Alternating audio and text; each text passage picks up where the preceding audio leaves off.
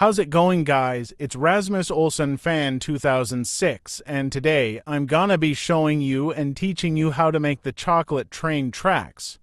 Now, chocolate is an unhealthy treat and had a lot of sugar. Chocolate is a candy and it can make it sick, but anyways.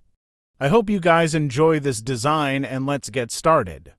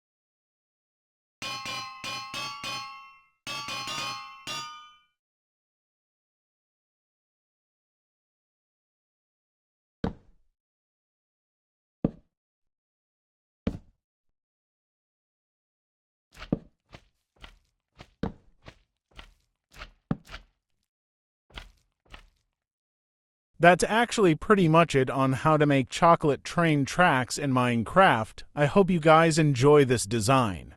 If you guys do, make sure you guys hit that like button down below, comment down below what you guys think of the design, and subscribe if you guys had already.